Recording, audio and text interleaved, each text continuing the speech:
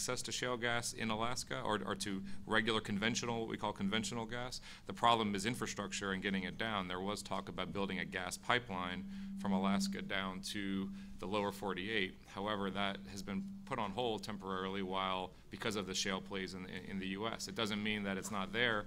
It's still an enormous reserve for our backup energy needs, and it can also be used in Alaska. There's efforts to start exporting it over to China and to other places for their needs. I mean, so there's plenty of talk about Alaska gas, but currently it's still being stuck in the ground, and a lot of that is due to regulations as well. So. I also want to follow up, because we've talked a lot about oil and gas. These are the people who are here. But it's also minerals, copper, all of the rare earth. And Alaska has massive amounts of materials. Right now, 50 years ago, we were the world's, I don't know if any of you ever read anything about rare earth, but they're virtually used in all of our electronics products, our satellites, our refrigerators, virtually everything. And 50 years ago, the United States produced 97% of the rare earth used for industry. Today, China produces 98% of the rare earth. We've shut down all of our rare earth mines. You have the largest copper mine in the world that's up in Alaska. That's why it was making me think. It's called Pebble. It's an $80 billion mine, which means it's probably a multi-billion-dollar investment with 30, 40 years of materials. And again, same problem with gas and oil and coal. The environmental groups don't even want anyone to open the mine. And it's so clean that they literally take their garbage out every day by helicopter. I mean, this is what's going on. So when we talk about jobs, when we want to talk about jobs, we'll talk about jobs any day, because the development in this country that could create jobs is massive. Larry? General Electric built a new light bulb plant. China was going to, and China says, we'll give you all the lithium you need. You got to put the plant here. Right. And hire our people. That's the economic impact there. Yeah. Larry? You know, spectrum is a very important issue, but I wonder if we've done a good job in making sure that people really understand the conversation. And is there a strategy? Because, you know, when you're talking to perhaps a significant portion of people here who may have some degree of understanding, but I suggest that probably the understanding about spectrum is probably not at the highest level. Is there a game plan? I can't hear his question. I'll speak up. The issue of spectrum is a big issue. I'm wondering, do we have some game plan to make sure that people can really get involved at a higher level of understanding of what spectrum is and what we ought to be doing to make sure that we protect that interest? Mm-hmm. That's a really good question, and I have to say, I don't think the industry has done a particularly good job up until this point in conveying this sense of urgency that spectrum is going to be a scarce resource. What we'd like to see happen is a greater national dialogue, and kind of the plan would be to make sure that we make it a national priority, like with roads and infrastructure, because you can't see spectrum, but it runs our businesses, just like the road to your office, or the road your trucks run on, or the infrastructure that your oil and gas lines run on. Spectrum is, because if you can't communicate with your customers, your suppliers aren't going to get notified, your customers aren't going to. So creating a national dialogue is what we want to do, and making it a priority, and I don't know if it means in Congress or where, but that just like when Congress took and kind of streamlined the interstate building back in the 50s and 60s, when interstates connected our communities, maybe that same type of priority where there isn't a lot of fragmented kind of one-off, but have it streamlined at the national level. So I think you're going to hear a whole lot more about it. Our chairman wrote an op-ed in the Wall Street Journal back in June laying all this out. In fact, many of the points I'm making, he's already made in the public, saying, reaching out to the business community, saying, look, we're in this together, because without our we don't have spectrum, we can't give it to our customers for their use. So I think getting in front of Congress, FCC's done some good things, but it's slow. It's very slow there. And one more thing on the spectrum. What's so fascinating, it is invisible, it's completely invisible, but I'd really appreciate it, Tom, if you could talk about the number of taxes that is imposed on spectrum that probably no one in this room even knows about, and what they're paying when they buy these products. Oh my. Well, and I'm sure most of you have recently looked at your phone bills, and you see all these line items for everything from USF to 911 to TRS to sales tax, local tax, right-of-way fees, surcharges, you name it.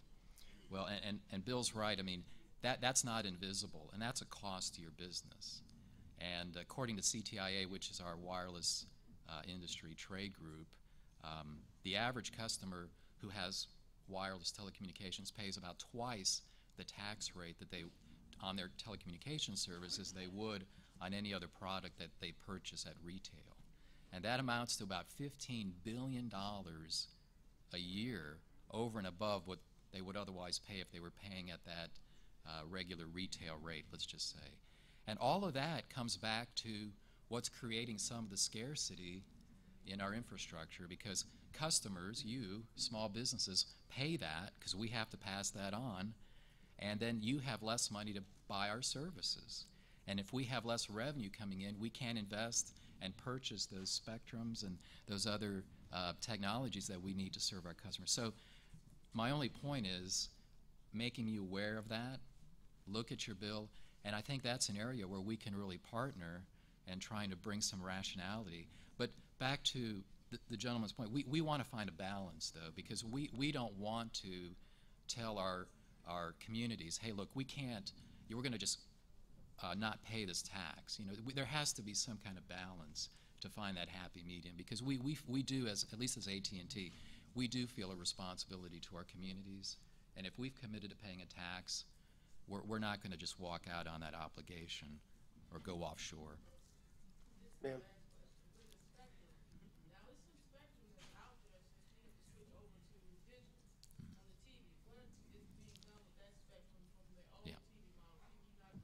Yes. Yeah, in fact, the FCC recently ruled on that, and that's going to get freed up. So that's going to come back toward the industry. I don't know the specifics about that, but if you want, you can email me, and I can send you more specifics on that. I can find out. But yes, that was a good move by the commission. There's a telecom panel this afternoon specifically on. Okay. Yes, ma'am.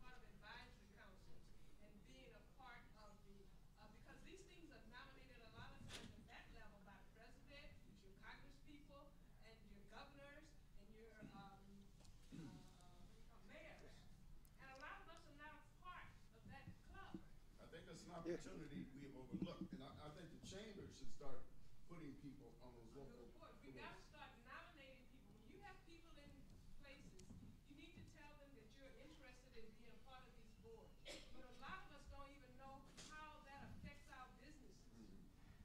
Until you come to a forum like this and someone is out there to tell you. But we don't get, you know, the notices are in the newspaper, I know, we need, but a lot of us don't take advantage of those meetings. So we just need to become more engaged and participate more in the commissions and the regulatory processes that govern how we operate as small businesses. Because a lot of times that keeps us out of the process. Thank you very much. That was really my last question. I'm glad you answered it, or asked it instead of me, but I'm going to have Keith talk about this, because that really is the essence of why we're all up here. Yeah, and I think Harry sort of alluded to what the answer is, which is, you know, a lot of these decisions are made in Washington or they're made in state capitals, and you know, it's hard. It's hard, particularly for small businesses, to have time you know, it takes everything you're doing. Often you're working, you know, 20 hours a day trying to keep your small business running, to drop everything and go figure out what's happening in the regulatory landscape. Typically what happens in Washington, D.C. is that people, you know, they want to have trade associations like, you know, for the natural gas industry, people who are there all the time who can let them know what's going on and then try to speak for them. But what you know, what you're talking about, actually participating on boards and advisory councils, it's great if you can find time to do it. It's frankly challenging to try to get invited onto those because they try to control, you know, who gets on and who has a voice. The best thing is get involved in groups like the Black Chamber of Commerce, the U.S. Chamber of Commerce. This is what we exist to try to do, is be aware of what's happening, communicate it to people, and have some ability to push back on the agencies, the government bureaucracy. And, you know, frankly, it's a difficult and often frustrating job because they've got us outnumbered.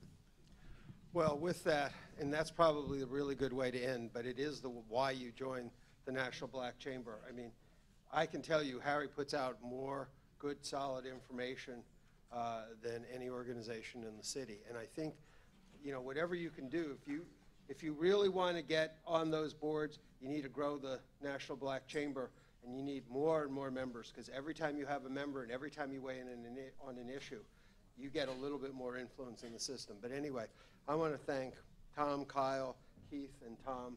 Great job, and thank you all for having us here.